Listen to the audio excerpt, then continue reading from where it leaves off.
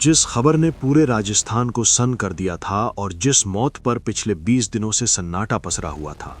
अब उस राज पर से पर्दा उठने लगा है, क्योंकि जोधपुर की मशहूर कथावाचक साध्वी प्रेम बाईसा की संदिग्ध मौत के मामले में पुलिस ने अब तक का सबसे बड़ा एक्शन लिया है। आखिर 20 दिनों की लंबी जांच और एसआईटी की कड़ी पूछताछ के बाद बोरनाडा पुलिस ने आरोपी कंपाउंडर देवी सिंह के खिलाफ पहली एफआईआर दर्ज कर ली है और जांच में जो खुलासे हुए हैं वो रोंगटे खड़े करने वाले हैं, क्योंकि ये महज एक मौत नहीं बल्कि चिकित्सा नियमों की धज्जियां उड़ाते हुए की गई एक गंभीर लापरवाही थी, जिसने लाखों भक्तों की श्रद्धा के केंद्र साध्वी प्रेम बाईसा को उनसे हमेशा के लिए छीन लिया। एसआईटी की जांच में सामने आया है कि कंपाउंडर देवी सिंह ने खुद को डॉक्टर समझते हुए साध्वी को वे हाई डोज इंजेक्शन लगा दिए जिन्हें देने का अधिकार उसके पास था ही नहीं, और विशेषज्ञों की माने तो डेक्सेना और डाइक्लोफेनिक जैसे शेड्यूल एच श्रेणी के इंजेक्शन एक साथ नहीं लगाए जा सकते, मगर कंपाउंडर ने बिना किसी रजिस्टर्ड डॉक्टर की सलाह के ये घातक कदम उठाया। 28 जनवरी को जब आश्रम में साध्वी की तबीयत बिगड़ी तो इलाज के नाम पर उन्हें मौत का इंजेक्शन दे दिया गया, और पुलिस रिकॉर्ड बताता है कि इंजेक्शन लगते ही उनकी हालत सुधरने के बजाय इतनी बिगड़ गई कि उनकी जान चली गई।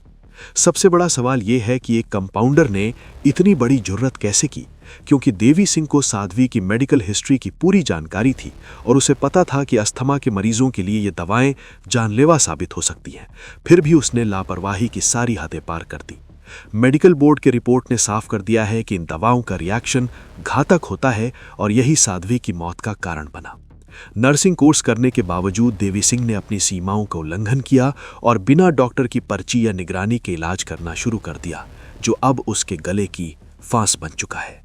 अब सबके मन में यही सवाल है कि आगे क्या होगा। तो आपको बता दें कि अगर कोर्ट में ये लापरवाही साबित हो जाती है तो भारतीय न्याय संहिता यानी बीएनएस की धारा 105 या 106 के तहत आरोपी को कड़ी से कड़ी सजा भुगतनी पड़ सकती है। एसआईटी ने पिछले कुछ दिनों में साध्वी के पिता, स्टाफ, रसोइये और हॉस्पिटल कर्मियों से जो लंबी पूछताछ की है उससे कई कड़ियां जुड़ रही हैं, और पुलिस अब इस एंगल से भी जांच कर रही है कि क्या ये सिर्फ एक मेडिकल लापरवाही थी या इसके पीछे कोई गहरी साजिश छिपी हुई है। कानून का शिकंजा कस चुका है और आने वाले दिनों में इस केस में और भी बड़े खुलासे होने की उम्मीद है, जिससे साफ हो पाएगा कि आखिर उस काली रात आश्रम के भीतर सच में क्या हुआ था।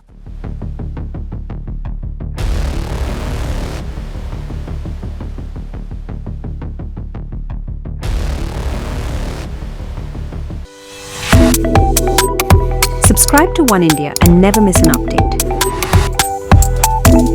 Download the One India app now.